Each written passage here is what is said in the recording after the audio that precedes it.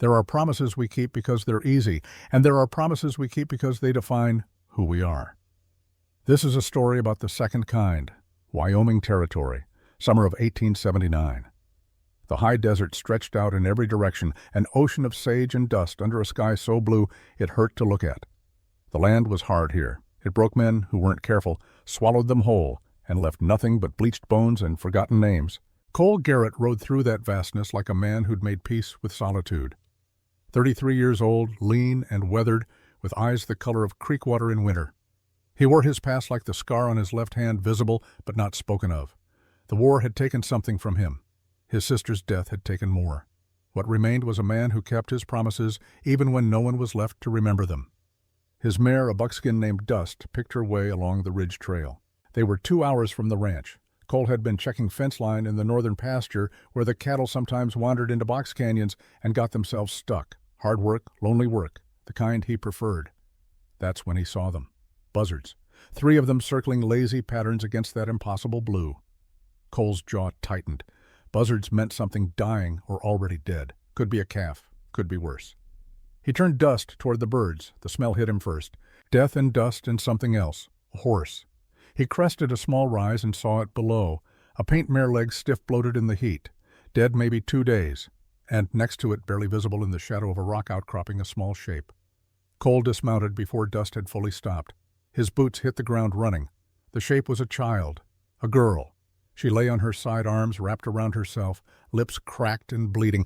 Her dress, once probably blue, was torn and filthy. Dark hair stuck to her face in sweaty tangles. He knelt beside her, fingers finding the pulse point at her neck. Faint, threading. But there. She was alive. Her eyelids fluttered. The smallest sound escaped her throat, barely more than breath. "Don't," she whispered. "Don't let him find me." Then she was gone again, unconscious or close to it.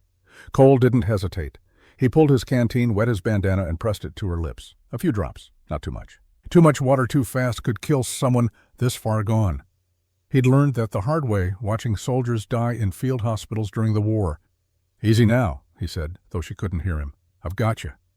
He wrapped her in his bedroll, lifted her as carefully as he would a wounded fawn. She weighed almost nothing, 9, maybe 10 years old. How long had she been out here? How had she survived this long? Questions for later. Right now, getting her to the ranch was all that mattered. Cole settled her across Dust's saddle, climbed up behind her, and held her steady with one arm. The mare seemed to understand the urgency. She moved faster than usual, her gait smooth to avoid jostling the fragile cargo. The ride back took 90 minutes that felt like 9 hours. Cole kept checking the girl's pulse, kept making sure she was still breathing. Once she stirred and made that small sound again. Not words, just fear, given voice. "You're safe," Cole told her. "I promise." "You're safe now." He had no idea if that was true, but some promises you make anyway. The ranch appeared on the horizon just as the sun began its descent toward the western peaks. Not much to look at. A 2-room cabin, a barn that needed repair, a corral with 3 horses, and a milk cow. But it was solid. It was his. And right now, it was sanctuary. Cole carried the girl inside, laid her on his own bed. The only bed. He'd sleep in the barn tonight if he had to. Hell, he'd sleep standing up if it meant keeping her safe. He built up the fire in the stove-heated water-soaked clean rags. Gently, carefully, he cleaned her face, washed away the dust and dried tears. Her features emerged delicate and young. She had freckles across her nose, a small scar on her chin, old well-healed. She'd been loved once. Someone had cared for this child. What happened to them, Cole made broth from jerked beef and potatoes. Simple food, easy to digest. When it was ready, he sat beside the bed and spooned tiny amounts between her lips. Most of it dribbled down her chin. Some went down. Enough, maybe. As the sun set and shadows filled the cabin, her eyes opened. Real awareness this time. She looked at him, at the room, at the bowl in his hands. Fear flashed across her face. She tried to sit up, gasped at the pain in her muscles. "Easy," Cole said. He set the bowl aside, held up both hands. "You're safe. My name is Cole Garrett. This is my ranch. You're safe here." She stared at him. Her eyes were brown, he saw now, dark and deep and far too old for her age. "Where is he?" Her voice was a rasp, barely more than whisper. "Where's my uncle?" "I don't know who your uncle is," Cole said honestly. "I found you in the desert. You were alone." She searched his face, looking for the lie. Whatever she saw there must have satisfied her, because some of the tension left her small shoulders. "My name is Annie," she said. "Annie Fletcher. Annie." Cole nodded. Can you tell me what happened? She could, and she did. The story came out in fragments, pieces of broken glass she tried to fit back together. Her parents. Her father, Daniel Fletcher, a surveyor. Her mother, Grace, a school teacher before marriage. They'd lived in a cabin 30 miles northeast near Thunder Basin. Good people. Kind people. A week ago, they'd gotten sick. Both of them at the same time. Fever, vomiting, terrible pain. It came on fast. Too fast. Within 3 days, they were dead. Annie's voice didn't shake when she said it. That scared Cole more than anything else. A child who'd cried all her tears already. Her Uncle Vernon had shown up at the funeral. Her father's brother. Annie had never liked him. Something about his eyes, she said. The way they looked at things like he was adding up what they were worth. The night after they buried her parents, Annie couldn't sleep. She'd gotten up for water and heard voices. Vernon and 2 men she didn't know. They were in her father's study. They were talking about a map, Annie said. My father had made a map. A survey map of gold claims in the Black Hills. He hadn't filed it yet. Hadn't told anyone about it. Cole's expression didn't change, but his mind was racing. A gold map. Unfiled claims. That would be worth a fortune. Vernon said they needed to find it, Annie continued. And they needed to make sure I didn't cause problems. One of the men laughed, said it would be easy, make it look like an accident. A little girl, grief-stricken, wanders into the desert. She stopped, swallowed hard. I didn't wait to hear more. I took my father's horse and rode. I rode until the horse couldn't run any more. Then I walked, and then I found you, Cole finished. Annie nodded. Her eyes met his, and in them he saw a question. The same question every frightened creature asks when cornered. Can I trust you? Cole thought about his sister. Lucy. 9 years old when the fever took her.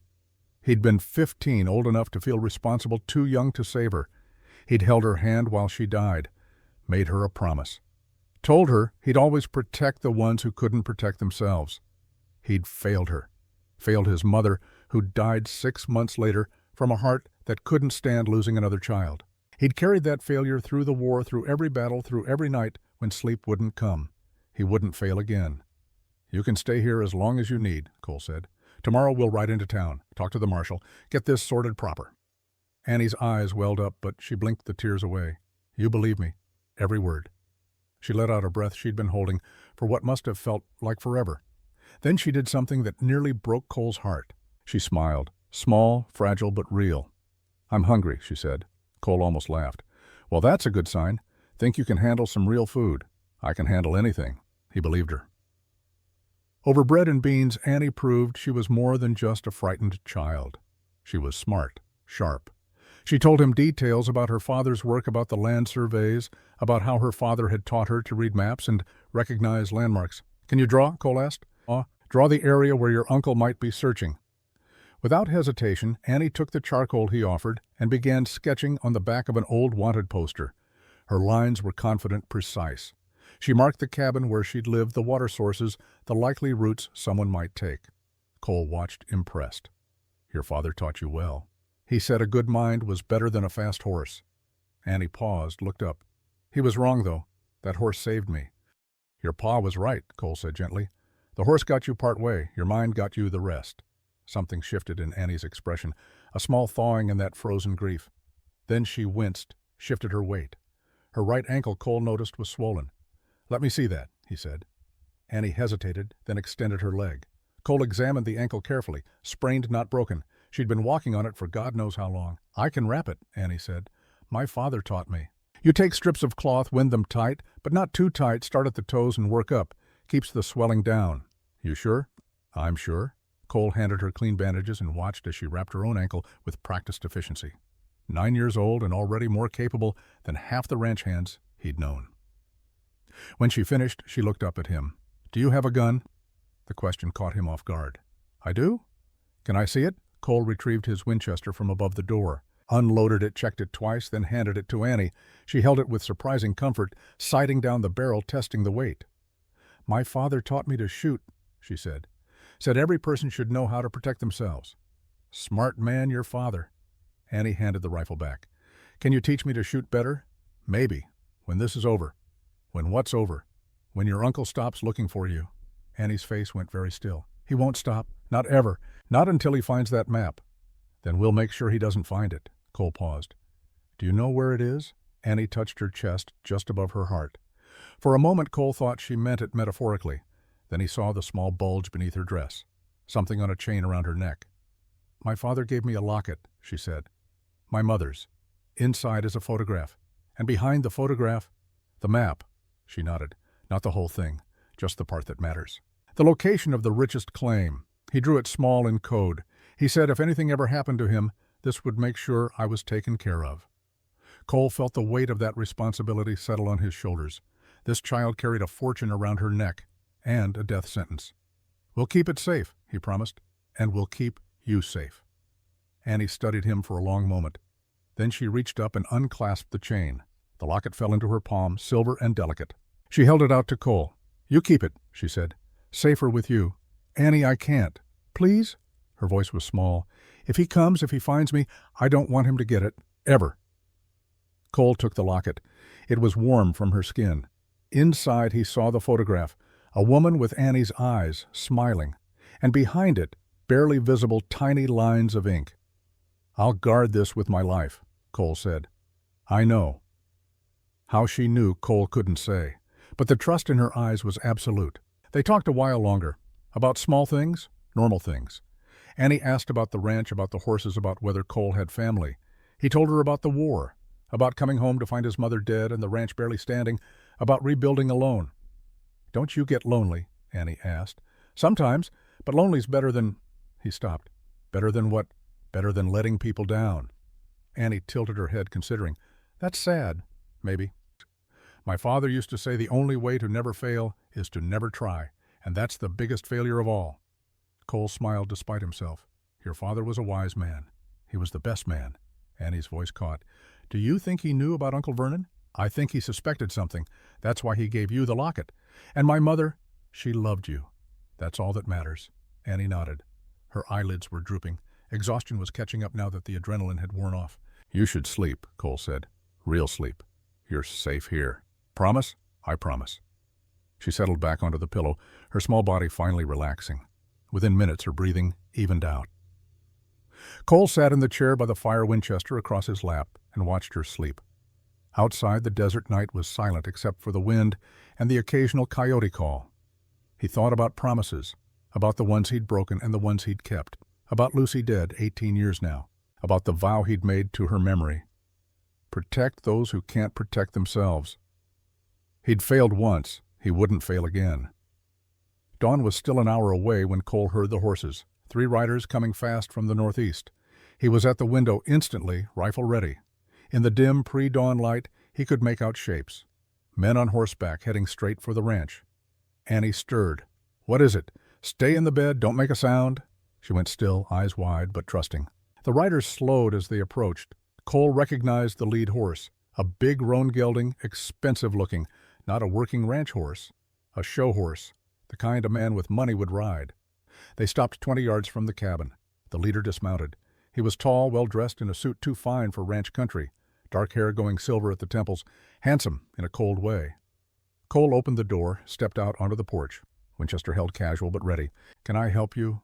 His voice was flat, giving nothing away. The man smiled. It didn't reach his eyes. "I hope so. My name is Vernon Fletcher. I'm looking for my niece, 9 years old, dark hair. She's been missing since yesterday. We're desperately worried." Cole's expression didn't change. "Haven't seen any children? Just me out here." Vernon's smile thinned. "Are you certain she was very upset? Lost her parents recently. Her mind, well, she might not be thinking clearly." "Like I said, haven't seen anyone." Vernon looked past Cole toward the cabin. "Would you mind if we looked around, just to be sure?" "I would mind." The 2 men behind Vernon shifted in their saddles, hands drifting toward gun belts. Cole's grip on the Winchester tightened, subtle but unmistakable. Vernon held up a hand, stopping his men. "No need for trouble. We're all civilized here." "Then you'll understand when I ask you to leave my property." Vernon's eyes went hard. The mask slipped just for a second, and Cole saw what Annie had seen. Something cold, something calculating. "This is beautiful land," Vernon said, changing tactics. "I heard you've had some trouble recently. Rustlers, wasn't it? News travels fast.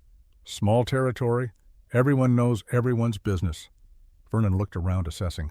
"A man alone on a ranch this size. That's dangerous. All sorts of things could happen. Fires, stampedes, accidents." The threat was clear as daylight. Cole took 1 step forward. His voice dropped quiet and deadly. If you're making threats, make them plain. I don't care for snake talk. Vernon's smile returned, but there was no warmth in it. No threats, Mr. Garrett, just observations. The frontier is a dangerous place. A man should be careful. I am careful. Good. Vernon mounted his horse. If you do see my niece, I'd appreciate word. I'm staying at the hotel in Willow Creek. The girl means everything to me.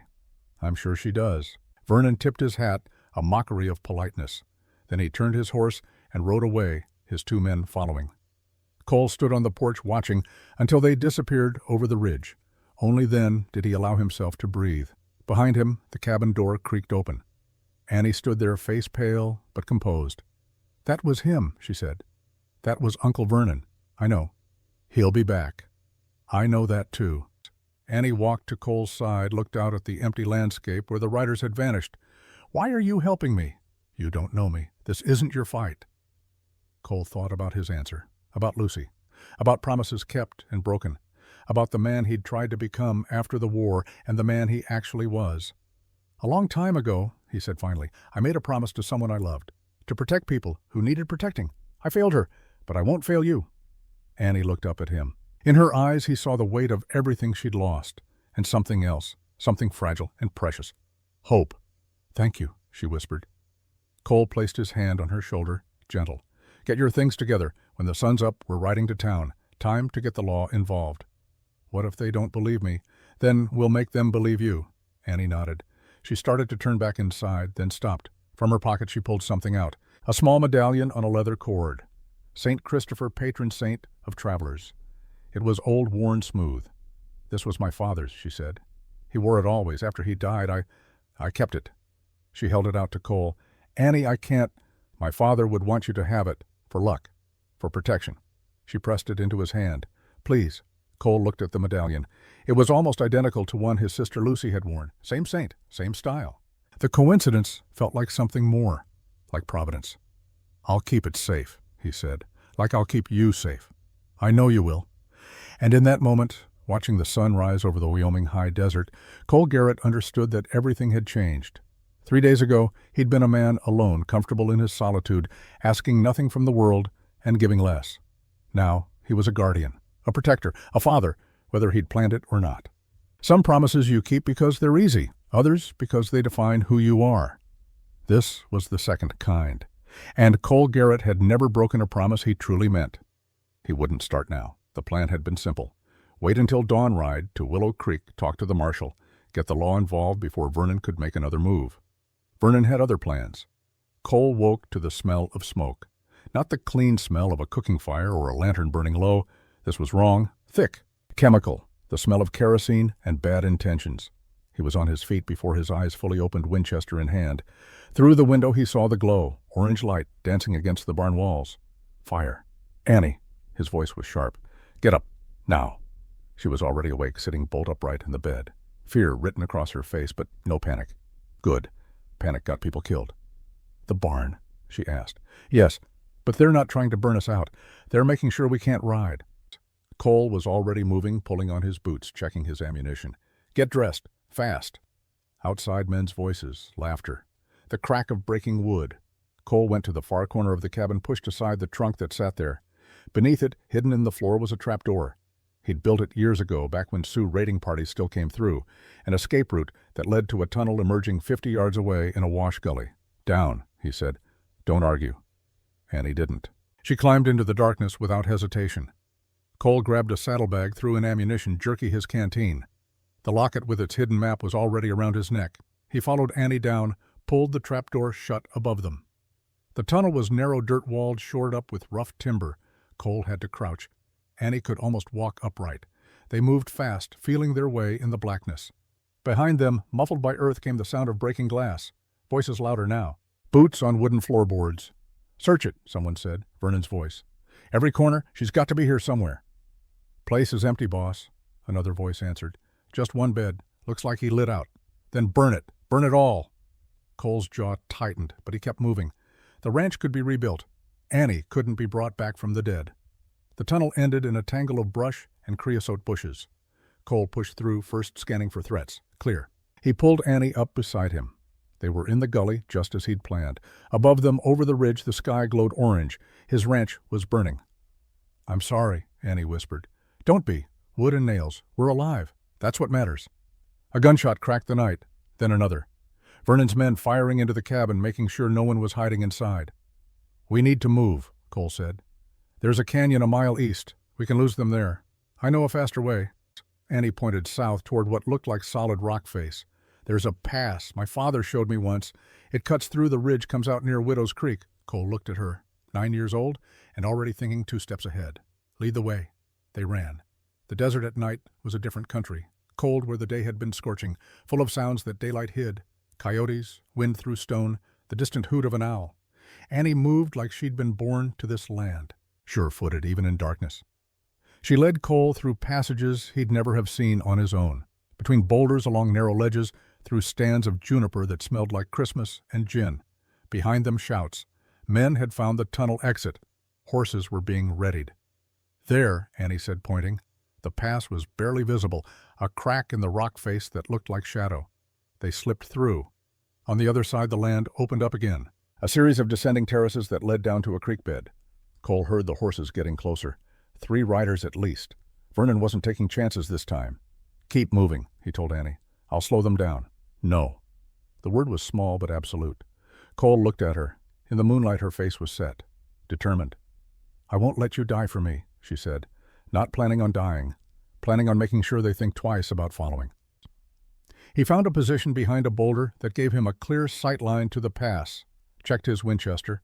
6 rounds loaded. He'd make them count. The first rider came through the narrow opening silhouetted against the sky behind him. Cole fired low, aiming for the horse's legs. The animal screamed and went down. The rider tumbled, cursing. The other 2 pulled up short. Smart. They'd learned. Garrett, Vernon's voice echoed off the rocks. There's no point to this. Give me the girl, and you can walk away. I have no quarrel with you. Cole didn't waste breath on an answer. He fired again. The bullet spanged off rock inches from where one of the men was taking cover. You're making this harder than it needs to be, Vernon called. Good, Cole muttered. Another shot, another near miss. He wasn't trying to kill anyone, just make them cautious. Buy time. Cole? Annie's hand on his arm. They're circling. 2 more riders coming from the north. He saw them, silhouettes against the stars. Vernon had brought more men than Cole thought. Run, he said. Follow the creek bed. I'll catch up. Together. Her voice left no room for argument. Cole grabbed her hand and they ran. The creek bed was dry this time of year, all sand and smooth river stones. Their boots made too much noise. Behind them the pursuit was getting organized, methodical. Vernon wasn't relying on speed anymore. He was setting up a net. Annie stumbled. Cole caught her before she fell. Her ankle, the sprained one, had given out. I'm fine, she gasped. Keep going. She wasn't fine, but they didn't have a choice. Cole scooped her up, carried her like she weighed nothing. His legs burned. His lungs burned. But he kept running. The creek bed opened into a wider canyon. Trees here, cottonwoods and willows, their leaves silver in the moonlight, and the sound of water. Real water. Widow's Creek was running. Cole splashed into it. Knee-deep, cold as mountain snow. He set Annie down on the far bank behind a fallen log. Stay low. Don't move unless I say.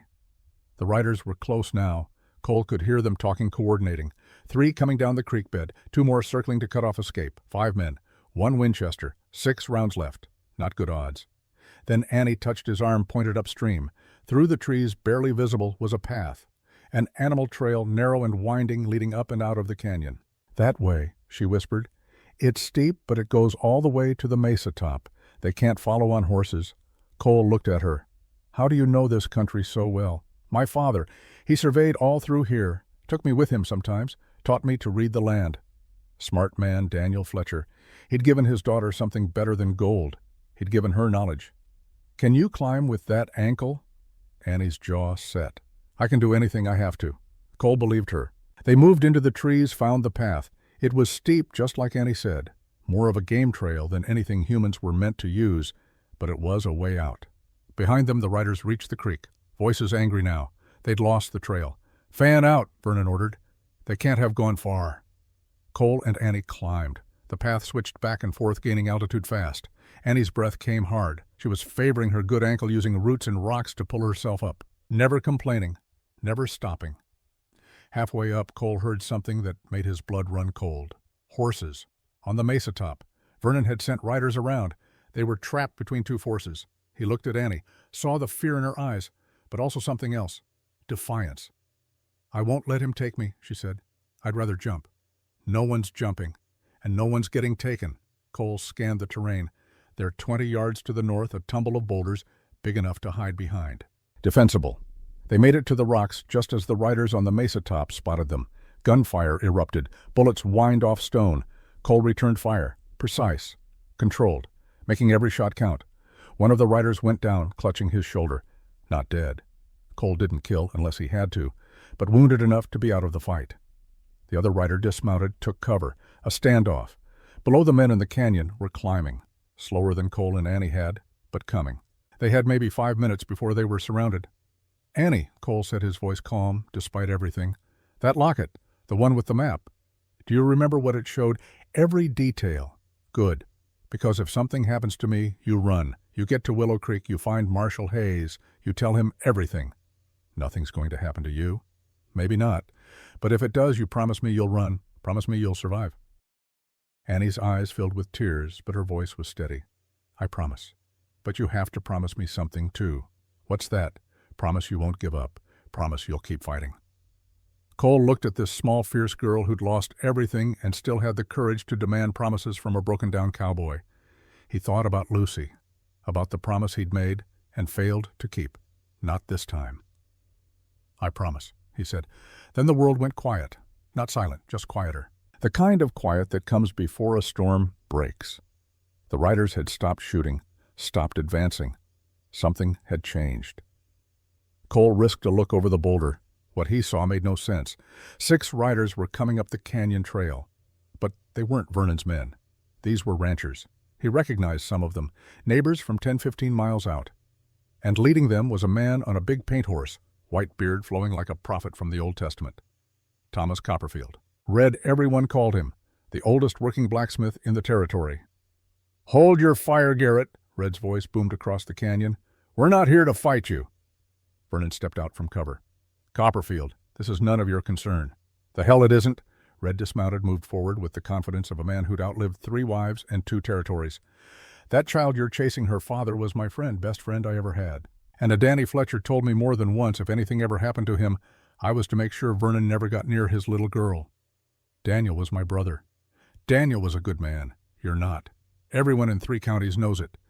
The other riders had spread out. Not threatening, just present. A wall of witnesses. Vernon's face twisted. "The girl is my blood, my responsibility. The girl is her own person, and from what I hear, she's got plenty to say about who poisoned her parents." The accusation hung in the air like gun smoke. Vernon's hand moved toward his gun. 3 rifles swung in his direction. He froze. "Now here's what's going to happen," Red said. His voice was casual, but there was steel underneath. "You and your boys are going to ride back to Willow Creek. Cole and the girl are going to do the same. And come morning, you're going to stand before Judge Reed and let the law sort this out, civilized-like. And if I refuse," Red smiled. It wasn't friendly. "Then we'll sort it out right here. Your choice." For a long moment, no one moved. The canyon held its breath. Then Vernon turned his horse. 3 days, he said. "The courthouse. We'll settle this legal." "That we will." Vernon and his men rode away, slowly, keeping their dignity. But they rode. When they were gone, Red looked up at the boulders where Cole and Annie were hidden. "You can come down now, Cole, and bring little Annie with you. I haven't seen that girl since she was knee-high to a grasshopper." They climbed down. Annie moved carefully on her bad ankle, but when she saw Red, her face transformed. The first real smile Cole had seen from her. "Mr. Red, there's my girl." Red knelt down, let Annie throw her arms around his neck. "Your daddy would be proud of how brave you've been." "He's dead." The words came out flat. Statement of fact. "I know, sweetheart, I know, but you're alive. And we're going to keep you that way." Red looked at Cole. "You did good, son. Danny would have liked you. Didn't do it for thanks." "I know that, too." Red stood, keeping one hand on Annie's shoulder. "But you're going to need help. Vernon's got money, got lawyers, got connections. What he doesn't have is the truth. But truth's a funny thing. Sometimes it needs defending. I'll defend it. You'll have help." Red gestured to the other riders. "Every man here knew Danny Fletcher. And every man here will stand with his daughter." One of the riders, a lean man with a scar across his cheek, spoke up. "My wife's sick, Mr. Garrett. Real sick. Doc Walsh says she's got maybe a month.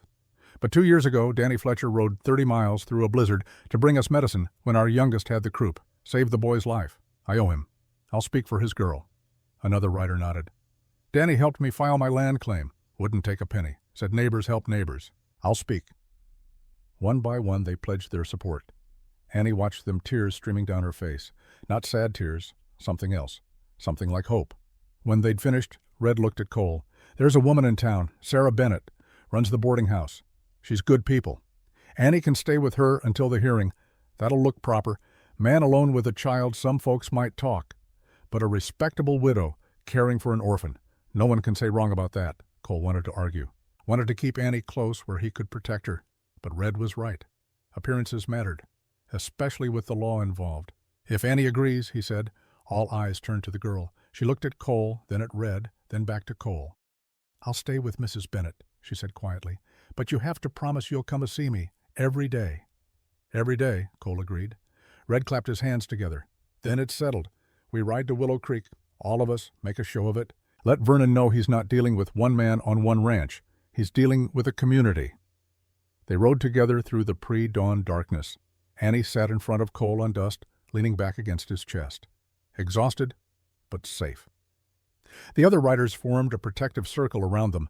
As the sun rose, painting the desert in shades of gold and crimson, they crested the last ridge. Below, Willow Creek spread out along both sides of the water that gave it its name. Maybe 200 souls called it home. Not much by civilization standards, but out here, it was everything. "There," Annie said, pointing to a white-painted building near the church. "That's Mrs. Bennett's house, I remember. My mother and I stayed there once when we came to town for supplies." The building was neat, well kept. Lace curtains in the windows, a garden out front with late summer flowers still blooming. Sarah Bennett was waiting on the porch when they arrived. She was maybe 40, with gray threading through dark hair and eyes that had seen enough of life to be kind without being foolish. Red made the introductions, explained the situation. Sarah listened without interrupting her gaze, moving from Annie to Cole and back again. When Red finished, Sarah stepped forward. She crouched down to Annie's level. "I knew your mother," she said gently. "Grace was one of the finest women I ever met. And your father was a good man. I'm sorry for your lost child." Annie's lip trembled. "Thank you, ma'am. You're welcome to stay here as long as you need. I've got a room upstairs, looks out over the garden. I think you'll like it." "I don't have any money." "Didn't ask for any," Sarah smiled. "Your father helped my late husband once when we first came to this territory. Never charged us a cent for surveying our land claim. I've been waiting years to return the favor." She held out her hand. After a moment, Annie took it. Sarah looked at Cole. "You'll want to see her settled, if that's all right." "More than all right. Come on in." The inside of the boarding house smelled like bread and lavender. Clean, comfortable, safe. Sarah led them upstairs to a small room with blue curtains and a quilt on the bed. "Bathroom's down the hall," Sarah said. "I'll draw you a bath, child. And I think I have some clothes that might fit. My daughter's outgrown them, but they should suit you fine." Annie looked overwhelmed. Too much kindness after too much cruelty. Sarah seemed to understand. "Take your time. When you're ready, come down to the kitchen. I'll have food waiting." She left them alone. Cole knelt down, met Annie's eyes. "You all right?" "I don't know." Her voice was small. "Everything feels strange." "I know, but you're safe here. Sarah's good people. You'll come back. Every day. I promised." Annie threw her arms around his neck, held on tight. Cole returned the embrace, this fierce little girl who'd walked through hell and come out standing. "You're going to be fine," he whispered. "Better than fine. We're going to win, right at the courthouse." Cole pulled back, looked at her seriously. "I don't know, but I know we'll fight, and I know you're not alone anymore. Neither are you." The simple truth of it hit Cole in the chest. She was right. For the first time in years, he wasn't alone. He had allies. He had purpose. He had something worth fighting for. "Get cleaned up," he said. "Rest. Tomorrow we start preparing." "For what?" "For war." Cole smiled grimly. "The legal kind." He left her there in that blue room with sunlight streaming through the windows. As he walked downstairs, he heard water running, Sarah drawing the promised bath. In the kitchen, Red was waiting with a cup of coffee. "She's a strong one," the old blacksmith said. "Strongest person I've ever met." Cole accepted the coffee, drank it black and bitter. "You know Vernon won't give up easy." "I know. And you know he'll play dirty." "I'm counting on it." Red raised an eyebrow. "How so?" "Because every dirty move he makes, he shows his true colors. And when we get in front of that judge, I want everyone to see exactly what kind of man Vernon Fletcher really is. Risky. He could win. Then I'll take her and run. Canada maybe, or Mexico, somewhere the law won't find us. That's no life for a child. Cole set down his coffee cup. Neither is being murdered by her uncle for a gold map. I'll do what I have to do. Red studied him for a long moment. Danny would have liked you, he said again. You've got the same stubborn streak he had, the same honor. Honor doesn't win fights. No, but it's worth having anyway. Upstairs they heard Annie laugh, just a small sound, but real. Sarah must have said something funny. The sound did something to Cole, unlocked something in his chest that had been frozen since Lucy died. He'd forgotten what it felt like to have someone depending on him, someone who believed he could be better than he was. It terrified him. It made him stronger. 3 days until the hearing, Red said. We better get ready. Already thinking about it. Good, because Vernon's thinking about it too, and he's not going to fight fair. And Cole looked out the window toward the edge of town where the desert began. Somewhere out there, Vernon was planning his next move. Let him plan. Cole had made a promise, and promises were the only currency that mattered. He wouldn't fail. Not this time. Not ever again. 3 days until the hearing. 3 days to build a case that would stand against money lawyers and a system that didn't often favor lone cowboys over established men. Marshal William Hayes was a man who'd seen the worst humanity had to offer and still believed in the law. 55 years old, with iron-gray hair and a mustache that had gone white on one side where a knife scar ran through it. He sat across from Cole in his office, Annie between them, and listened without interrupting. When they finished, he leaned back in his chair. It creaked under his weight. That's a serious accusation, he said. Poisoning. Murder. You understand what you're claiming? I understand, Annie said. Her voice didn't waver. And I can prove it. Hayes looked at her. Really looked. Cole had seen that expression before, the moment when an adult stopped seeing a child and started seeing a witness. How? Hayes asked. Annie closed her eyes. Cole had learned this about her. When she needed to remember something precisely, she shut out the world and went inside her own mind. The night before my parents died, she said, eyes still closed, I heard Uncle Vernon in my father's study. He was talking to 2 men, Clay and Dutch, he called them. They were looking for something. Vernon said, the claim documents have to be in the safe. Once we have those, we can file before anyone knows the old man's dead. Hayes leaned forward. What safe? Annie's eyes opened. My father had a safe, built into the wall behind his desk, hidden by a painting of the Tetons. Only family knew about it. Did Vernon find it? I don't know. I ran before I could hear more. Hayes looked at Cole. The Fletcher cabin? It's still standing. Last I knew. Then we need to search it. Legal-like, with a warrant. Hayes stood. Judge Reed owes me a favor. I'll have paper by this afternoon.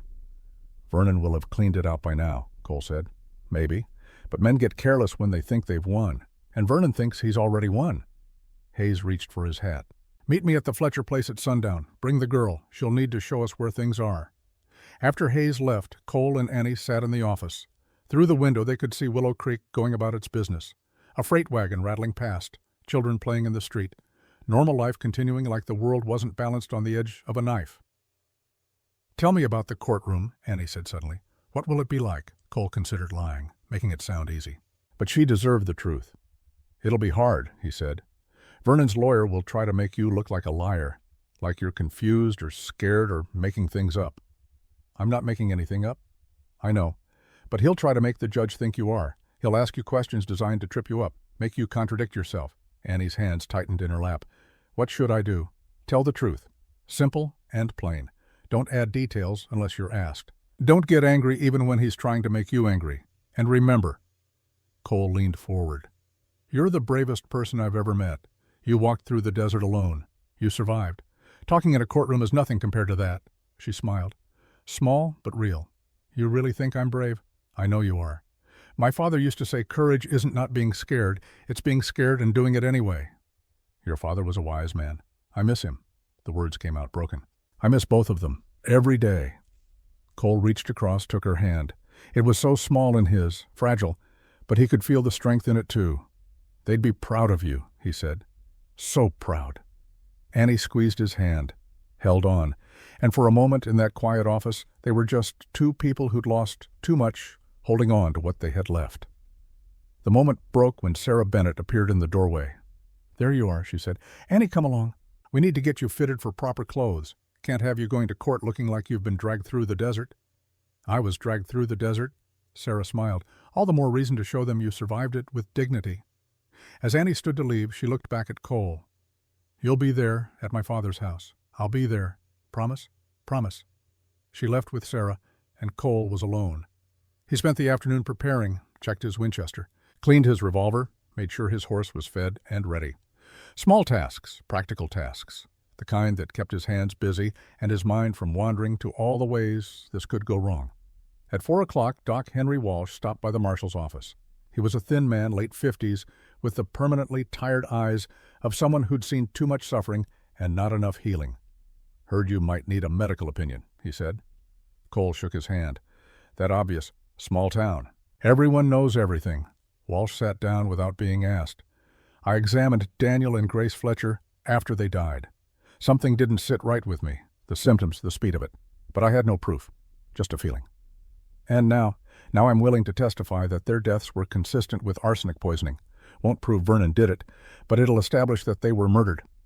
"That's something." Walsh was quiet for a moment. Then he said, "I delivered Annie 9 years ago. Coldest winter I can remember. Grace was in labor for 18 hours. But when that baby finally came screaming and red and alive, I've never seen two people happier than Daniel and Grace Fletcher." His voice roughened. "They were good people. They deserved better than what they got. And that little girl deserves justice. She'll get it. See that she does." Walsh left, and Cole sat there feeling the weight of all these promises, all these people who'd loved Annie's parents, who remembered, who cared. He wouldn't let them down. Sundown found them at the Fletcher cabin. It sat in a small valley sheltered by cottonwoods with a creek running past. A good place, the kind of place a family could be happy. The door hung open. Someone had been here recently, searched it by the look of things. Furniture overturned, books scattered, pictures torn from the walls. Annie stood in the doorway, frozen, seeing her home violated like this. Cole put a hand on her shoulder. "You don't have to do this," he said. "Yes, I do." She walked inside. Marshal Hayes followed, then Cole. The cabin was bigger than it looked from outside. 4 rooms, a real house, not just shelter. "The study," Annie said. Her voice was steady. "This way." The study was the worst of it. Desk drawers pulled out and emptied. Papers everywhere. And on the wall, a torn painting. The Tetons, just like Annie had said. Behind it, a safe door stood open. Empty. "He found it," Annie whispered. Hayes examined the safe. "Recently. The scratches on the lock are fresh. He used tools. Probably brought a locksmith." "So we've got nothing," Cole said. "Maybe not." Annie was moving around the room, touching things. A bookshelf, a chair, the windowsill. Then she knelt down by the fireplace, reached up into the chimney. When her hand came back, it was covered in soot and holding a small metal box. "My father's emergency box," she said. "He told me if anything ever happened, look here first." Hayes took the box carefully, opened it. Inside were papers, land claims, survey notes, and a small brown bottle, half empty. The marshal held it up to the light. On the label, barely visible, was printed, "Arsenic. Rat poison." "Son of a bitch," Hayes breathed. "He kept it," Annie said. "My father knew. He knew Vernon was dangerous. He kept evidence." There was more. A letter written in Daniel Fletcher's hand. Hayes read it aloud. "If you're reading this, I'm likely dead. And if I'm dead, my brother Vernon probably had something to do with it. I've suspected for months that he's been trying to gain access to my survey work. There's gold in the Black Hills, more than anyone knows. I've documented the richest veins. Vernon wants that information. He'll kill for it. Protect my daughter. Don't let him near her. Signed, Daniel Fletcher. Witnessed by Thomas Copperfield." The words hung in the air like a ghost speaking. "This changes everything," Hayes said. "With this letter with the arsenic, we've got a case, a real case." Cole felt something loosen in his chest. Hope. Dangerous thing, hope. But there it was. They left the cabin as full dark settled over the valley. Annie rode with Cole, her head resting against his back, tired, but not beaten. "Thank you," she said quietly, "for believing me, for not giving up. I made you a promise." "I know, but still, thank you." Back in Willow Creek, lights glowed in windows.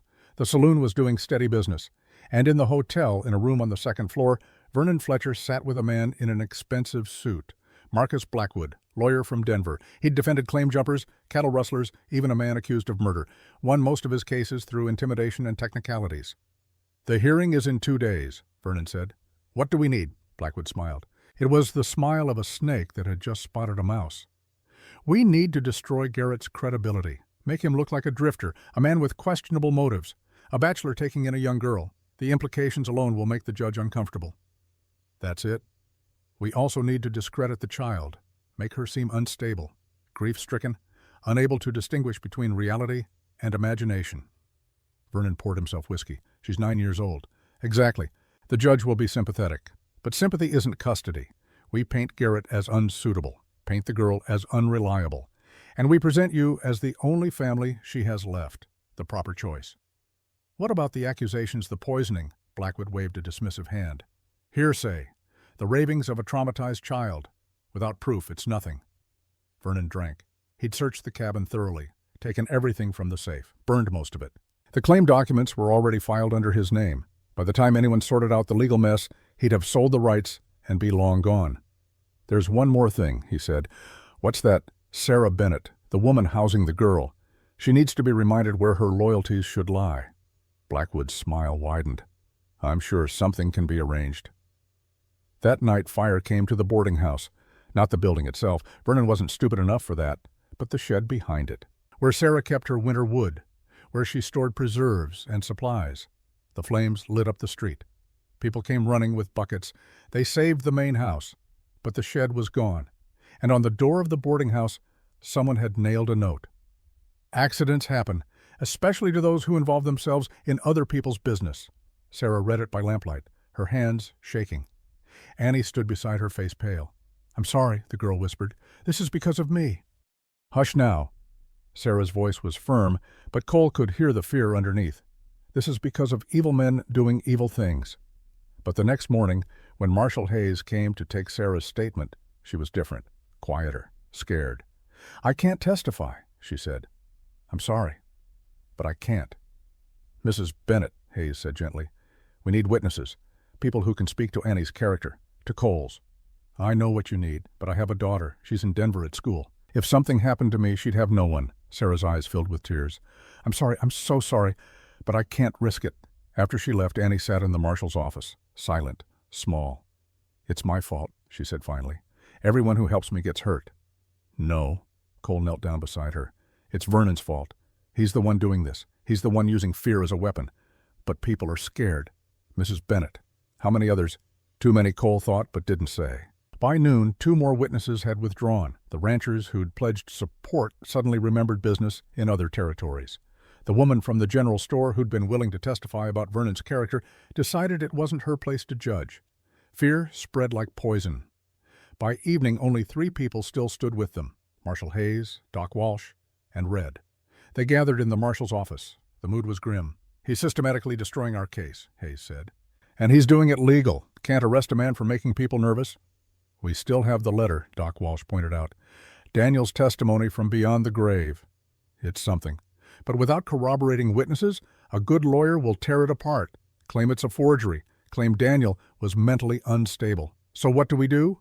Red asked. Everyone looked at Cole. He stood at the window watching night fall over Willow Creek, watching people hurry home before dark, watching fear win. We fight anyway, he said. With what? Hayes' voice was tired. We've got no witnesses, no proof beyond a letter that might not hold up, and Vernon's got a lawyer who's never lost a case like this. We've got the truth. The truth isn't always enough. Cole turned to face them. Then we make it enough.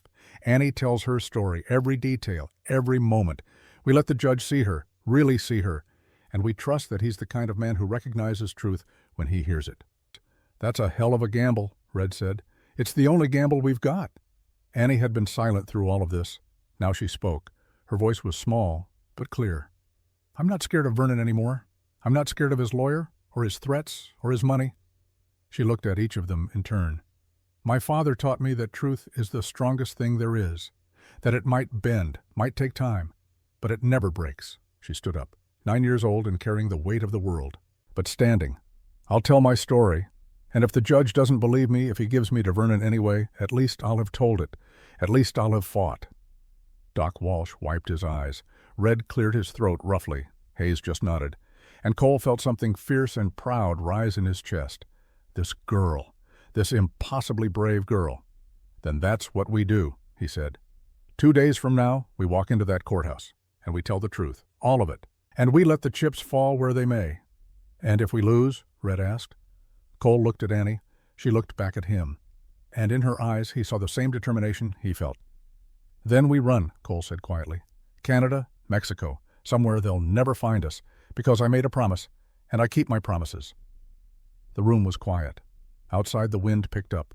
Storm coming. You could feel it in the air. Hayes stood. I'll prepare the paperwork, present what evidence we have, make it official. I'll round up what medical testimony I can put together, Doc Walsh said. Document the poisoning, make it scientific. Red just looked at Cole. And you, I'll do what I do best, stand my ground. They left these three allies, these three men who believed when belief was dangerous. Annie and Cole were alone. Are you really going to run if we lose? She asked. If I have to. That would make you an outlaw.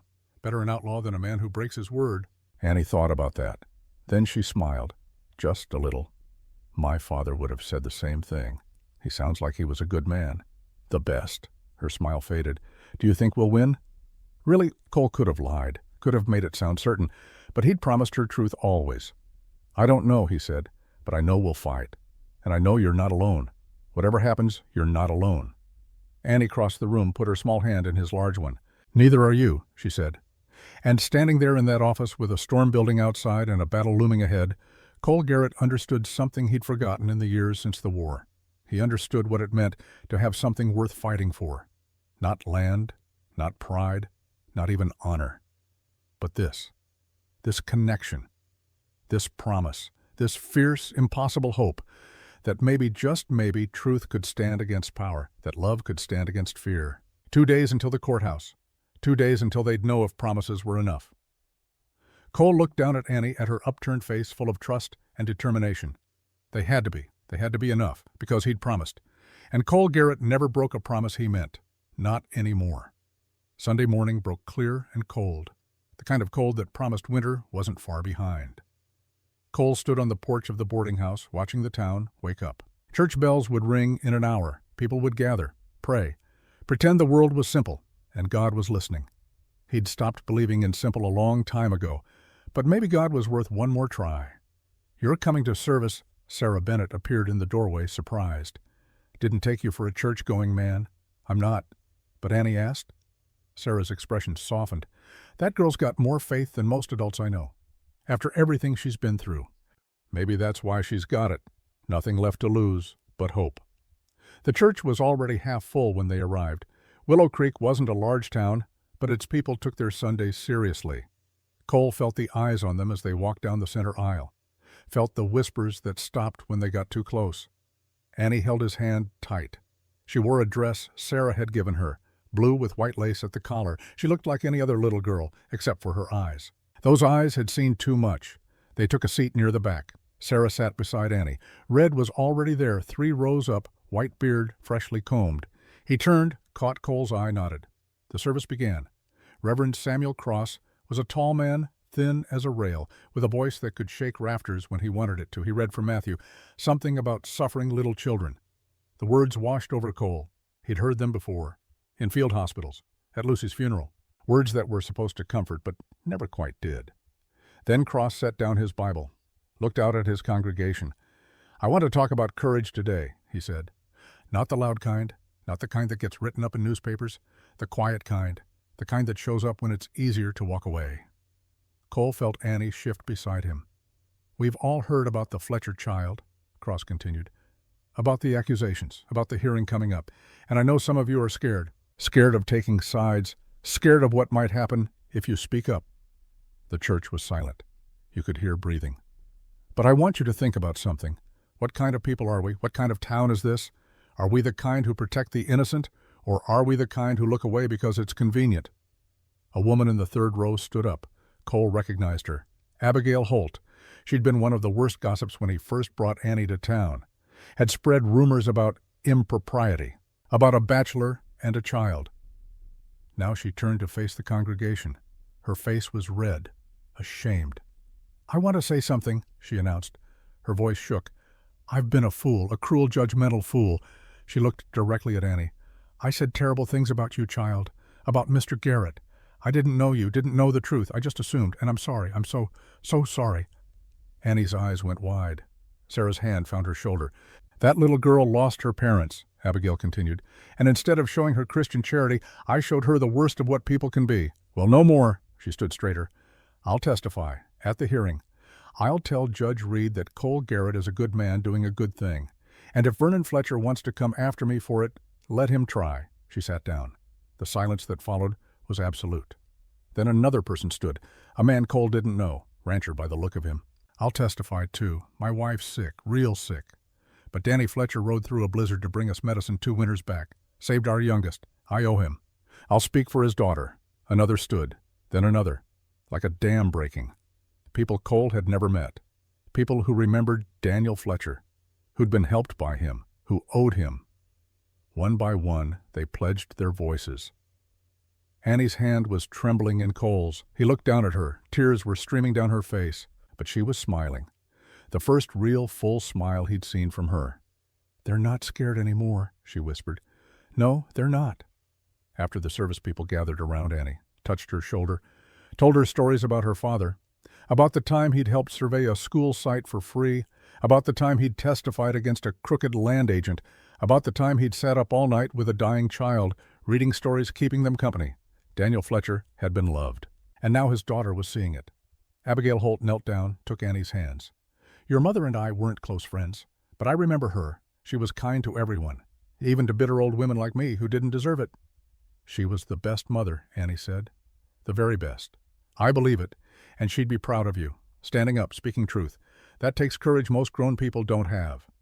Annie hugged her, just threw her arms around this woman who'd hurt her and forgave everything in one gesture. Cole watched it happen and felt something crack in his chest. Something that had been frozen since Lucy died, since he'd decided that caring too much was the fastest way to get broken. Red appeared at his elbow. Good sermon today. Better than most. People are rallying. You see that? I see it. Means we've got a chance. A real chance. And Cole watched Annie surrounded by people who were choosing courage over fear. Maybe we do. That afternoon, while Annie helped Sarah in the kitchen, Cole and Red rode out to Marshal Hayes' office. They found him bent over paperwork, looking tired. Got something, Hayes said without preamble. Took some digging, but I found it. He pushed a ledger across the desk. Vernon Fletcher's financial records. Took a favor from a friend in Denver. Vernon's been gambling. Heavy. Lost $8,000 in the past 6 months. Cole whistled low. That's a fortune. That's a motive. He needs money. Fast. And his brother just happened to have a survey map worth more than that. Can you prove he knew about the map before Daniel died? Working on it. But look at this. Hayes pointed to a date. Vernon took out a loan 3 weeks before Daniel and Grace got sick, from a man in Denver known for lending to desperate people. The kind of loan that comes with threats if you don't pay. So he was already planning it, Red said. Looks that way. He knew about the gold. Knew Daniel hadn't filed the claims yet. Knew if he could get his hands on that map, he could file under his own name and sell the rights. That's cold-blooded. That's Vernon Fletcher. Cole studied the ledger. Numbers and dates. The arithmetic of murder. Will this hold up in court? Should. I've got documentation. Bank statements. Loan agreements, all legal. Hayes looked up. We're building a real case here, Cole. Between this Daniel's letter, the arsenic, and now we've got witnesses willing to testify about Vernon's character, we're not going in empty-handed anymore. Red grinned. I've been talking to the ranchers. Got 12 good men willing to stand up and vouch for you, Cole. Men who knew Danny, who knew Grace, who know what kind of people they were. Vernon's going to fight back, Cole said. Let him. The more he fights, the more desperate he looks, and desperate men make mistakes. That evening, as the sun set over the western peaks, Cole found Annie in the stable behind Sarah's boarding house. She was brushing down dust, the buckskin mare talking to the horse in that soft voice children use with animals. Thought I'd find you here, Cole said. Annie looked up. Mrs. Bennett said I could help with the horses. Is that all right? More than all right. You're good with them. She went back to brushing. Long, gentle strokes. The horse's eyes were half closed in contentment. My father taught me. He said animals know when you're being honest with them. They don't care about words, just intention. Smart man. He taught me a lot of things. Annie's voice went quiet. I wish he'd taught me how to do this. The courthouse. Facing Vernon? I don't know how. Cole entered the stall, leaned against the wall. You just tell the truth. That's all anyone can do. What if they don't believe me? Then they're fools. But I don't think Judge Reed is a fool. Annie set down the brush. Cole? Yeah. If we lose, if they make me go with Vernon, will you really run away with me? The question hung between them. heavy with implications. Yes, Cole said simply. That would make you an outlaw. Wouldn't be the first time I broke a law for the right reason. Annie studied him. My father used to say, there's law and there's justice. Sometimes they're the same thing. Sometimes they're not. Your father was right. She was quiet for a moment. Can I ask you something? Annie said. Anything. Tomorrow at the courthouse. What if I freeze? What if I can't speak? Cole knelt down beside her. You won't freeze. You know why. Why? Because you're the bravest person I know. You walked through the desert alone. You survived when most adults wouldn't have. Speaking truth in a courtroom, that's nothing compared to what you've already done.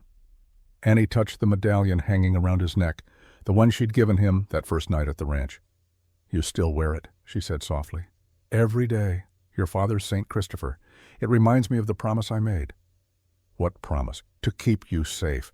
No matter what happens tomorrow, no matter what anyone says or does, I won't let them take you.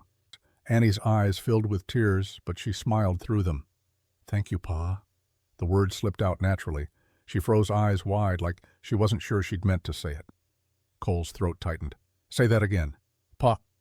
Tentative. Testing. Yeah, sweetheart. She threw her arms around him. Cole held her tight, this child who was already his daughter in every way that mattered. We're going to win tomorrow, she whispered. We have to. We will. Together. They rode back to town in comfortable silence.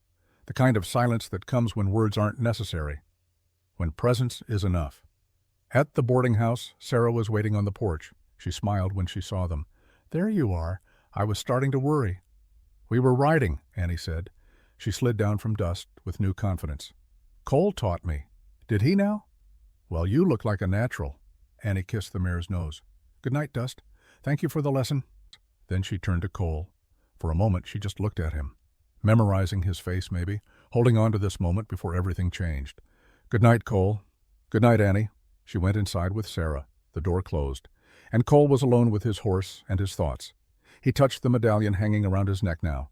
St. Christopher, patron saint of travelers, of those who carried others across dangerous waters. Tomorrow they'd walk into that courthouse. Tomorrow they'd face Vernon and his expensive lawyer and a system that didn't always favor the righteous. Tomorrow they'd find out if truth was enough. Cole looked up at the stars, the same stars his sister Lucy had looked at, the same stars countless people had looked at while making impossible promises. He thought about the people who'd stood up today, who'd chosen courage, who'd decided that Annie Fletcher's life mattered more than their fear. He thought about Red and Hayes and Doc Walsh, about Abigail Holt and her public apology, about the ranchers pledging their voices, about Sarah Bennett, who'd taken Annie in despite the threats, and he thought about Annie herself, 9 years old, and braver than any soldier he'd fought beside. They weren't alone. Not anymore. Whatever happened tomorrow, they'd face it together. Cole led Dust to the stable, brushed her down, made sure she had feed and water. Simple tasks. Before heading to his room, Cole stopped by the tack room. From a hidden compartment beneath the feed bin, he pulled out a small wooden box. Inside were 2 lockets, nearly identical. One held Annie's mother's photograph with the real map folded behind it. Tiny, precise lines showing the richest gold deposits in the Black Hills, worth a fortune. The other held a different photograph, a woman who looked similar, but wasn't Grace Fletcher, and behind it a map Cole had drawn himself. Close enough to fool a quick glance, but the coordinates were wrong. Off by 50 miles in every direction. He'd spent 2 weeks on this forgery, learning Daniel Fletcher's handwriting, copying his style, making something that would pass inspection until someone actually tried to use it. Marshal Hayes had thought he was crazy. What if Vernon never gets his hands on either one? Hayes had asked. Then we've wasted some time. But if he does, if somehow he gets past us, I want him digging holes in empty hills while we get Annie somewhere safe. Smart insurance. The kind Daniel Fletcher himself might have approved. Cole placed the real locket back in its hiding spot. The fake went into his vest pocket. Tomorrow when they went to court, he'd wear it visible. Let Vernon see it. Let him think he knew where the treasure was. Sometimes the best defense was making your enemy believe they'd already won. Then he walked to the small room Hayes had let him use above the jail. He didn't sleep, just sat by the window watching the night pass, watching the moon arc across the sky, waiting for dawn, waiting for the battle that would decide everything. Somewhere in the darkness, Vernon Fletcher was waiting too, planning his final moves, preparing his lies. Let him plan. Cole had something Vernon didn't. He had the truth. He had allies. He had a little girl who believed in him. And he had a promise to keep. The medallion was warm against his chest. He touched it, felt the weight of it, the history. I won't fail her, Danny, he said to the darkness. To the ghost of the man who'd loved this child first, I swear it, I won't fail. The night didn't answer, but somewhere Cole liked to think Daniel Fletcher heard him, and somewhere his sister Lucy was watching, proud maybe, or at least understanding. Some promises you keep because they're easy, others because they define who you are. Dawn was coming, and with it, the reckoning. Cole Garrett had never been more ready for anything in his life. The courthouse stood at the center of Willow Creek like a monument to civilization's thin veneer. 2 stories of whitewashed wood and glass with a bell tower that hadn't rung in years. Inside, the air smelled of old paper and older promises. Judge Marcus Reed presided from behind a desk scarred by decades of decisions. He was 62 with white hair and eyes that had seen every kind of lie humanity could invent. He wore his black robe like armor. They said he'd never reversed a decision, never second-guessed himself, never let sentiment cloud judgment. Cole hoped that was wrong. The courtroom filled early. Seemed like half the town had shown up. Red sat in the front row, white beard, freshly trimmed. Abigail Holt sat beside him. Behind them, the 12 ranchers who'd pledged support, Doc Walsh. Sarah Bennett. People who'd decided courage mattered more than safety. On the other side of the room, Vernon Fletcher sat with his lawyer. Marcus Blackwood wore a suit that cost more than most men made in a year. He looked confident, comfortable, a man who knew how to win. Annie sat between Cole and Marshall Hayes at the plaintiff's table. She wore the blue dress Sarah had given her. Her hair was braided neat. She looked like any other child, except her hands. They gripped the edge of the table so hard her knuckles were white. Cole leaned close. "You remember what we talked about? Tell the truth. Don't add details unless asked. Don't get angry." "That's right." "I'm scared." "Me too." She looked at him surprised. "You are terrified, but we're doing it anyway. That's what courage is." Judge Reed banged his gavel. The sound cut through the murmur of voices like a blade. Court is now in session. In the matter of custody of Annie Fletcher, minor child. Mr. Blackwood, you represent Vernon Fletcher. Blackwood stood, smooth, practiced. "I do, Your Honor, and we're here today to ensure that this child is returned to her rightful guardian, her only living blood relative." Marshall Hayes, you're representing the child's current placement with Cole Garrett. Hayes rose. He looked rumpled next to Blackwood, but his voice was steady. "I am, Your Honor, and we're here to show that Vernon Fletcher is unfit for custody, that he murdered his brother and sister-in-law for financial gain, and that Annie Fletcher's safety depends on keeping her as far from him as possible." The courtroom erupted. Reed's gavel came down hard, 3 times. "Order. We'll have order or I'll clear this room." He looked at Hayes. "Those are serious accusations, Marshal. I hope you have evidence to support them." "We do, Your Honor." "Then let's hear it, mister. Blackwood, call your first witness." Blackwood smiled. "I call Cole Garrett." Cole hadn't expected to go first. It was a tactic. Put him on the defensive. Make him explain himself before they'd built their case. He stood, walked to the witness chair, placed his hand on the Bible, and swore to tell the truth. All of it, nothing but. Blackwood circled like a wolf that had scented blood. "Mr. Garrett, you're a bachelor, 33 years old, no wife, no children of your own. Is that correct?" "Yes." "You live alone on a ranch 15 miles from town, isolated, no neighbors for miles." "That's right." "Tell me, Mr. Garrett, what were you doing the day you found Annie Fletcher?" "Checking fence line, saw buzzards, went to investigate." "And you found a child, alone, dying, in the middle of the desert?" "Yes." "What did you do?" "Gave her water, took her to my ranch, kept her alive." Blackwood nodded. "Reasonable." "Of course. Any decent person would do the same. But then what? Why didn't you bring her directly to town, to the marshal, to proper authorities?" Cole met his eyes. "She asked me not to. Said someone was trying to kill her. A 9-year-old girl, in shock, traumatized. And you believed her every word. Why?" Cole was quiet for a moment, remembering. "Because I've heard that kind of fear before. In the war, in field hospitals, when men knew they were dying and needed someone to listen. That fear doesn't lie. But children imagine things, don't they? Especially traumatized children who've just lost their parents. She didn't imagine the poison that killed her folks. She didn't imagine Vernon and his men coming to my ranch to find her. She didn't imagine her uncle threatening to burn me out if I didn't hand her over." Blackwood's smile never wavered. "Let's talk about your background, Mr. Garrett. You fought in the war, Union cavalry, saw significant action, Antietam, Gettysburg, Appomattox." "Yes." "And after the war, what did you do?" "Came home, buried my mother, worked the ranch. Alone. Alone." Why alone, Mr. Garrett? Most men your age are married, have families. Why not you? Cole's jaw tightened. He knew where this was going. Personal choice.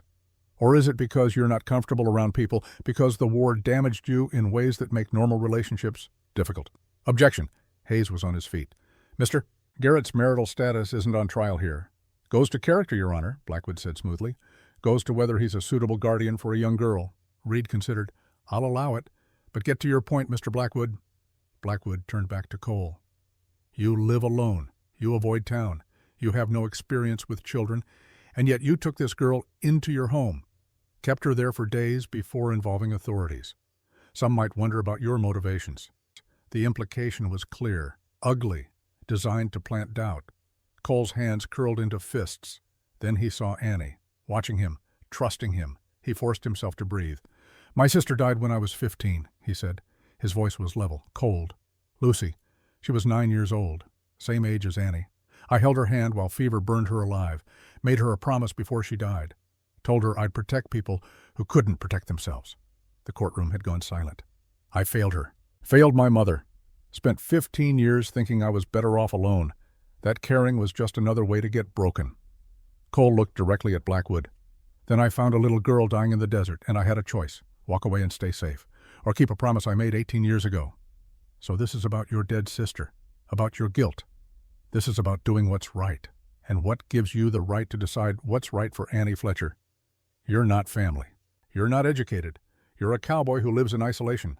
I'm a man who keeps his promises. Blackwood smiled. He'd gotten what he wanted, made Cole look like he was acting from trauma, from guilt, from anything but rational judgment. No further questions. Hayes stood for redirect. Cole, do you love that girl? The question caught everyone off guard, including Cole. He looked at Annie, at her small face, her frightened eyes, her trust. Yes, he said, I do.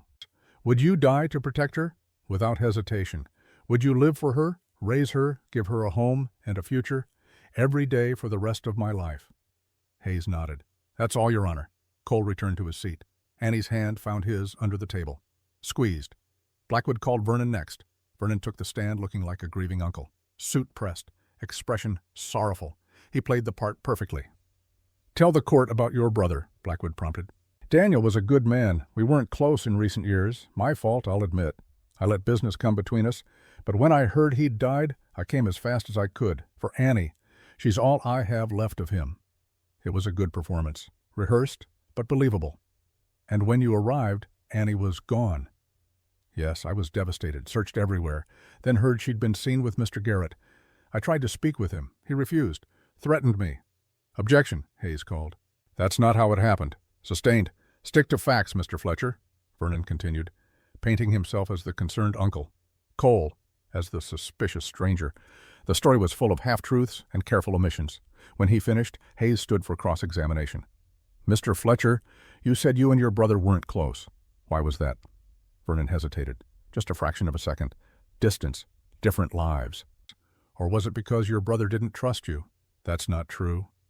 Hayes pulled out a paper. This is a letter written by Daniel Fletcher, dated 2 months before his death, witnessed by Thomas Copperfield. Would you like me to read it? Blackwood stood. Objection. Hearsay. It's a dying declaration, Your Honor, admissible under exception to hearsay rule. Reed nodded. I'll allow it. Read the letter. Marshal. Hayes read Daniel's words, the warning about Vernon, the accusation, the plea to protect Annie. The courtroom was silent when he finished. Mr. Fletcher, Hayes continued, why would your brother write that?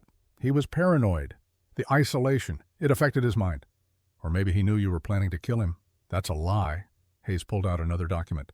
This is a loan agreement. You borrowed $8,000 from a man in Denver 3 weeks before your brother died, a loan that's now overdue, with interest accumulating at 10% per month.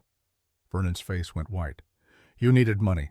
Your brother had a survey map worth $50,000. Convenient that he died right when you were desperate. I didn't kill my brother. Then explain the arsenic we found in his cabin, the same arsenic you purchased from the general store 6 weeks before he died. The murmur in the courtroom grew louder. Reed's gavel came down. Blackwood was on his feet. Objection. There is no proof my client purchased anything. We have the store ledger, Your Honor. Vernon Fletcher's signature, dated February 12. Reed leaned forward. Mr. Fletcher, did you purchase arsenic? For rats. I had a rat problem. In your hotel room. No answer. Hayes pressed. You poisoned your brother and his wife. You planned to kill Annie to cover it up. And when that failed, you tried to use the legal system to get your hands on her. All for a map showing gold claims you could file under your own name. That's not true. None of it. Then why did your man Clay confess? The courtroom exploded. Vernon's face went from white to red. What? Hayes nodded to Marshal Reed. 2 deputies brought in a man with his arm in a sling. Clay, the same man who'd tried to burn Cole's ranch. Mr. Clay has agreed to testify in exchange for a reduced sentence, Hayes said. Tell the court what you told me. Clay wouldn't meet Vernon's eyes. He paid me $500, me and Dutch, to put poison in Daniel Fletcher's well water, made it look like sickness. Vernon lunged from the witness stand. You bastard, you lying bastard. Deputies grabbed him, held him back. But the mask had slipped. Everyone saw it. The rage, the guilt, the truth. Reed's gavel came down like thunder. Order, I'll have order. It took 5 minutes to restore calm. Vernon was forced back into his seat, flanked by deputies now. Marshal Hayes, Reed said. Do you have more witnesses? One more, Your Honor. I call Annie Fletcher. The room went silent. Annie stood. She walked to the witness chair on legs that trembled. But she walked, placed her small hand on the Bible, swore to tell the truth. She looked so small in that chair, so young. Blackwood started to stand, to object. But Vernon grabbed his arm, whispered something. Blackwood sat back down. They were going to let her testify, confident they could break her. Hayes approached gently. Annie, tell the court what happened, in your own words. Annie took a breath. Then she began. She told it all, every detail, her father's suspicions, the overheard conversation, the poison, finding her parents dead, running. Her voice never wavered, never broke. Just steady truth laid out like cards on a table. And then what? Hayes prompted. Cole found me, saved me, believed me. Annie looked at Cole. He kept me safe. He kept his promise. Blackwood stood for cross-examination. His smile was gone now, replaced by something harder. Annie, you were very upset when your parents died, weren't you? Yes. Grief can make us imagine things, make us see patterns that aren't there. I didn't imagine anything. Are you sure? Because it seems very convenient. Your uncle shows up. You hear one conversation, and suddenly he's a murderer. I heard 3 conversations, over 2 days, about the map, about the poison, about making sure I didn't cause problems. Blackwood blinked. That wasn't in any of the statements. 3 conversations. Yes, the first was the night after the funeral. The second was the next morning. I was in the barn. They didn't know I was there. Vernon told Dutch to make sure the well water was contaminated thoroughly, use enough poison that there'd be no recovery. Her voice was clear, clinical. The third conversation was that night, when they realized the map wasn't in the safe, when Vernon said, I must have it, when he told them to make it look like an accident. The detail was devastating, specific, real. And you remembered all this, a 9-year-old child. My father taught me to listen, to remember. He said memory was the most important tool a surveyor had. Annie leaned forward. I remember everything, every word, every detail, including when you visited my uncle 3 days before my parents died, when you helped him write a will that left everything to him as next of kin. Blackwood's face went white. That's not... I never... But the damage was done. Everyone saw the truth in his reaction. Annie stood, small but terrible in her righteousness. She pointed at Vernon. He killed my parents. For money. For a map. And he would have killed me too if Cole hadn't found me. Her voice rose. I heard him. I heard everything. And I'm not lying. I'm not imagining things. I know what I heard. The courtroom erupted. People stood, shouting. Vernon's face was purple with rage. Deputies had their hands on their guns. Reed's gavel came down again and again. When silence finally returned, he looked at Annie. Really looked. Child, are you certain of what you're saying? Yes, sir. More certain than anything in my life. Reed nodded slowly. Then he turned to Vernon. Mr. Fletcher, based on the testimony I've heard today, the physical evidence, the financial records, the confession of your accomplice, and this child's testimony, I'm ordering your immediate arrest on suspicion of murder. Vernon was on his feet. You can't do this. I have rights. I'll appeal. You'll have your trial, but you'll have it from a jail cell. Reed looked at the deputies. Take him. They did. Vernon fought, screamed threats, promised revenge, but they dragged him out. The courtroom watched in silence. When he was gone, Reed turned back to Annie. His expression softened. Just a fraction. Miss Fletcher, regarding your custody, I'm granting temporary guardianship to Cole Garrett. provided he files for formal adoption within 6 months, and provided Sarah Bennett agrees to serve as a part-time guardian to satisfy propriety requirements. Sarah stood. "I do, Your Honor, gladly." "Then so ordered." Reed banged his gavel one final time. "This court is adjourned." For a moment no one moved, then Red started clapping. Slow, steady. Others joined. Soon the whole courtroom was on its feet, applauding, crying, celebrating justice done. Annie turned to Cole, tears streaming down her face. "We won! We won!" She threw herself into his arms. He caught her, held her, this brave, fierce child who'd stood in front of a courtroom and spoke truth to power. "I'm so proud of you," he whispered. "So proud." People surrounded them, shaking hands, offering congratulations. Red's embrace nearly cracked Cole's ribs. Dr. Walsh wiped his eyes. Abigail Holt hugged Annie like she was her own. It took an hour to escape the courthouse.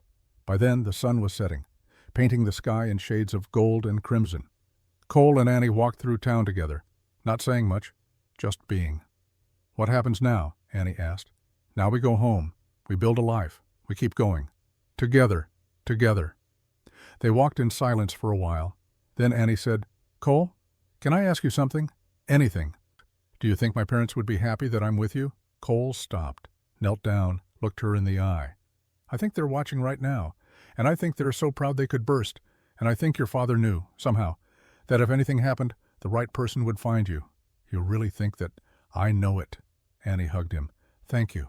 For everything. For saving me. For believing me. For being—" She didn't finish, didn't need to. Cole held her. This child who'd become his daughter in everything but law, who'd given him purpose again. They stood there as the sun set over Wyoming territory, as the stars began to appear, as the world turned and life went on. 6 months later, Judge Reed signed the final adoption papers. Annie Sullivan Fletcher Garrett. Official. Legal. Forever. They celebrated with a small party at the ranch. Red brought whiskey. Sarah made a cake. The whole town showed up. That night, after everyone had gone home, Cole and Annie sat on the porch, watching the stars, the way they did most nights now. "Pa," Annie said, "the word's still new, still wonderful." "Yeah, sweetheart. Do you think we'll always be happy like this?" Cole thought about it, about promises and truth and the weight of tomorrow. "I think we'll have good days and hard days. I think we'll fight and make up. I think we'll work hard and sometimes fail and sometimes succeed." He put his arm around her. "But I think we'll do it together, and that's what makes it worth it." Annie leaned against him. "I like that answer." "Good, because it's the truth." They sat in comfortable silence, father and daughter, by choice, by love, by promise kept. Somewhere above the stars wheeled in their eternal dance, and somewhere Cole liked to think Daniel and Grace Fletcher watched their daughter. Safe, loved, home. There are promises we keep because they're easy, and there are promises we keep because they define who we are. Cole Garrett had kept his promise. To Lucy, to himself, to Annie, and in keeping it he'd found something he'd thought lost forever. He'd found family. He'd found purpose. He'd found home. The last promise had become the first truth, and that was enough, more than enough. It was everything. Winter came to Wyoming territory with the force of divine judgment. Snow piled 6 feet deep in places. Wind howled down from the mountains like the voices of angry gods. The ranch became an island in a white ocean, cut off from town for days at a time. But inside the cabin, there was warmth. Cole had expanded the house over the summer, added a proper bedroom for Annie, built a sitting room with a fireplace big enough to heat the whole place, put in glass windows that let in light without letting in cold. The ranch was becoming a home. Annie was becoming his daughter. Not legally, not yet. The adoption process moved slow as winter molasses. Papers to file, investigations to complete, interviews with judges and social workers who wanted to make sure a bachelor cowboy could properly raise a young girl. Cole bore it all with patience he didn't know he had, answered every question, welcomed every inspection, proved again and again that Annie was loved, protected, wanted. But some nights the proof wasn't enough. Cole woke to the sound of screaming. He was out of bed before his eyes opened, crossing the hall in 3 strides. Annie's door was ajar. Inside she thrashed in her blankets, caught in the grip of nightmare. "No," she gasped. "Please, don't make me drink it. Don't make me." Cole knelt beside the bed, gentle, careful not to startle her. "Annie, sweetheart, wake up. You're safe. You're home." Her eyes flew open, wild, unseeing. Then she focused on him and the terror broke into tears. "I saw them," she sobbed.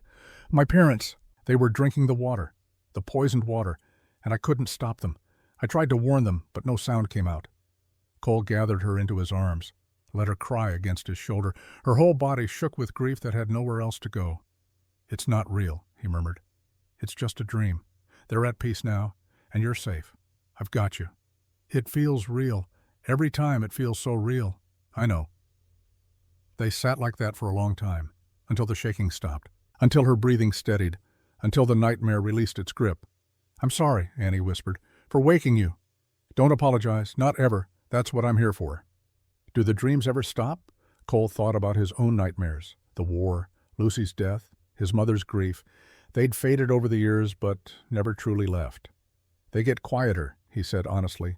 "Time doesn't heal everything, but it makes the weight easier to carry." Annie pulled back, looked at him with eyes too old for her face. "How do I make them quieter?" "You talk about it. You remember the good things, not just the bad. You let yourself feel the grief without letting it consume you." He smoothed her hair back from her face. "And you let people who love you help carry the weight. Will you help me? Every day, for as long as you need." She settled back against him. "Tell me something good about your sister, Lucy." Cole was quiet for a moment. He rarely talked about Lucy. The memories hurt too much. But Annie needed this, needed to know that grief didn't have to be the end of everything. "Lucy loved thunderstorms," he said. "Used to stand on the porch and watch lightning split the sky. Mother would beg her to come inside, but she'd just laugh. Said God was putting on a show and she had front row seats." Annie smiled against his chest. "She sounds brave." She was. Brave and stubborn and full of more life than any one person should contain. His voice roughened. "The day she died, there was a thunderstorm. Huge one. Rain like you've never seen. And I swear I heard her laughing, like she was dancing in it somewhere we couldn't see." "Do you think she's with my parents now, wherever they are?" "I think so. I think she's probably teaching them how to appreciate a good storm." Annie's laugh was small but real. She yawned, exhaustion catching up. "Stay," she asked. "Until I fall asleep. I'll stay as long as you want." He settled into the chair beside her bed, kept watch as her eyes grew heavy, as her breathing evened out, as sleep claimed her again gentler this time. Cole sat there long after she'd drifted off, thinking about healing, about the long road ahead, about how love was the only medicine that really mattered. When spring came, they made a decision about the map. The survey Daniel Fletcher had created showed 3 major gold deposits in the Black Hills, worth a fortune, enough to make Annie wealthy beyond anything a child could comprehend. But Cole had seen what gold did to people, how it poisoned, how it destroyed. He wouldn't let it destroy Annie. With the gold money at stake and Vernon's desperation clear, Cole understood the real danger. It wasn't just about custody. It was about a fortune that men would kill for, had killed for. The map remained hidden, safe. A secret only 3 people knew, Cole, Annie, and Marshall Hayes. Vernon could suspect all he wanted. Without proof, without the map itself, he had nothing but accusations and debt. With the gold money at stake and Vernon's desperation clear, Cole understood the real danger. It wasn't just about custody. It was about a fortune that men would kill for, had killed for. The map remained hidden, safe. A secret only 3 people knew. Cole, Annie, and Marshall Hayes. Vernon could suspect all he wanted. Without proof, without the map itself, he had nothing but accusations and debt. Vernon Fletcher's trial lasted 3 days. Clay testified. So did Dutch, who'd been caught trying to flee to California. Both men detailed the poisoning, the planning. Vernon's obsession with the gold map. Dr. Walsh presented medical evidence. Marshall Hayes laid out the financial records. One by one, they built a case so airtight, even Vernon's expensive lawyer couldn't find cracks. The jury deliberated for 2 hours. Came back with a verdict that surprised no one. Guilty, on all counts. Judge Reed sentenced Vernon to life in prison, hard labor, no possibility of parole. Cole was there for the sentencing. Annie wasn't. He'd made sure of that. Some things children didn't need to see. When it was over, when Vernon had been led away in chains, still protesting his innocence, Marshall Hayes found Cole on the courthouse steps. "It's done," Hayes said. "He'll never hurt her again. Good. You look like you're carrying the weight of the world." Cole leaned against the railing, just thinking about how close it came. If I'd ridden a different trail that day, if I hadn't seen the buzzards, if I'd decided she wasn't my problem. But you didn't. You chose different. You chose right. This time, Hayes studied him. "You know what I see when I look at you and Annie? I see a man who found his purpose, and a girl who found her father. That's not luck. That's providence. Maybe it was. Cole didn't know, didn't much care. All that mattered was the result. Annie was safe. Vernon was gone. The nightmare was over. Now came the harder part. Learning to live without fear. Learning to be happy. Cole started small. Built a swing set behind the house. Simple thing. 2 ropes and a wooden seat hung from the old cottonwood tree. It was identical to the one his father had built for Lucy. Annie found it one morning when she went to feed the chickens, just stood there staring at it. "It's for you," Cole said from the porch. She turned, eyes wide. "Really? Really? Try it out." She approached cautiously, touched the ropes, the seat, like it might disappear if she wasn't careful. Then she climbed on. Cole gave her a gentle push. Then another. Soon she was flying, hair streaming behind her, face tilted to the sky. And then it happened. She laughed. Not a small laugh, not a careful laugh, but a real full from the belly laugh of pure joy. It was the first time Cole had heard that sound from her. 8 months she'd been with him, and this was the first time she'd truly laughed. He had to turn away so she wouldn't see him crying. The adoption papers came through in late summer. Judge Reed signed them himself. Made it official. Annie Sullivan Fletcher Garrett. They held a small ceremony at the ranch. Sarah Bennett brought a cake. Red gave a speech that made everyone cry. Doc Walsh presented Annie with her father's surveying tools carefully preserved. "Your pa would want you to have these," Walsh said, "to remember him by, to carry on his work if you choose." Annie accepted them with trembling hands. "Thank you for everything, for believing me when it mattered most. You made it easy, child. Truth always does." That evening, after everyone had left, Annie found Cole in the barn. "Can we talk about something?" she asked. "Always." "My name. I want to keep Sullivan as my middle name, so it's Annie Sullivan Garrett." Cole understood immediately. "You want to honor your parents. They gave me life. They loved me. They taught me everything that matters." She looked up at him. "But you gave me a future. You gave me a home. I want both names. I want to be both people." "Then that's what you'll be." She hugged him, hard. "Thank you, Pa." The word still made his heart skip. Pa, not Cole, not Mr. Garrett. Pa. He'd never get tired of hearing it. Sarah Bennett came by the next day with a small box. Inside was a ring, simple gold band, worn smooth by decades of wear. "This was my husband's wedding ring," she said. "He died 5 years ago. I've been keeping it, not sure what to do with it. But I realized last night it should go to family." She pressed it into Cole's hand. "You and Annie, you're family now, not by blood but by choice, and that's just as strong." Cole tried to refuse. "Sarah, I can't take this." "You already have. That girl in there is your daughter. This ranch is your home. This town is your family." She smiled. "The ring is just a symbol, but symbols matter." Cole wore it on a chain around his neck. Next to the St. Christopher medallion that had belonged to Daniel Fletcher, 2 fathers, 2 promises, both kept. With the gold money secured and the future provided for, Cole made one more decision. Willow Creek needed a school, a real one. Not just the one-room building that served 20 students on good days. Something permanent, something that would last. He donated land on the edge of town, used part of Annie's trust fund with the bank's permission to build a proper schoolhouse.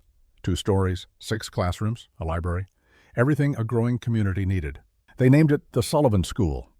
On the dedication day, Annie stood beside Cole and cut the ribbon. She was 10 now, taller, stronger, still carrying grief, but no longer crushed by it. "My father believed education was the key to everything," she told the crowd. "He taught me to read, to think, to question. This school will do the same for other children. It's his legacy, and I'm proud to be part of it." The applause was thunderous. That night back at the ranch, Annie asked Cole to help her with something. She led him to a clearing behind the house. 3 spots marked with stones.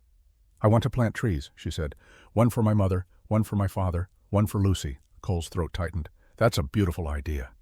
They worked together in the fading light, digging holes, setting saplings, 3 young cottonwoods that would grow tall and strong watching over the land. Annie stood back studying her work. "Do you think they can see us from wherever they are?" "I think so." "Do you think they're proud?" Cole put his hand on her shoulder. "I know they are." She leaned against him, father and daughter. 2 people who'd found each other in the worst moment and built something beautiful from the ashes. "I love you, Pa." "I love you too, sweetheart, more than anything in this world." They stood there as stars emerged, as the wind whispered through new leaves, as the world turned and life continued its endless dance. 1 year after Cole found her dying in the desert, Annie Fletcher Garrett sat on the porch with her surveying tools spread before her. She was drawing a map, not of gold deposits, just of the ranch, the land she now called home. Her lines were precise, confident, the work of someone who'd inherited her father's gift and made it her own. Cole came out, coffee in hand, sat beside her. "What are you working on?" "Mapping the North Pasture. Thought it might be good to know exactly where our boundaries are." "Our boundaries. I like the sound of that." Annie smiled, set down her pencil. "Pa, can I ask you something? You know you can ask me anything. That first day, when you found me, you asked me a question. Do you remember?" Cole remembered. Every word, every moment. "I asked what you could do." Why that question? Why not who I was or where I came from? Cole was quiet for a moment, choosing his words carefully. "Because I learned something in the war. People aren't defined by what happened to them. They're defined by what they do next. I didn't need to know your past to know you deserved a future." Annie nodded slowly. "That question saved my life. It made me think about what I could offer instead of what I'd lost.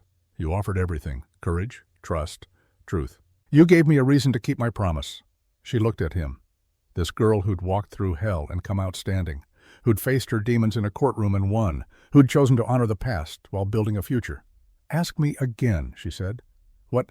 Ask me the question, like you did then." Cole smiled, set down his coffee, turned to face her fully. "What can you do, Annie Sullivan Garrett?" She met his eyes, steady, sure, strong. "Anything I set my mind to, Pa." "That's my girl."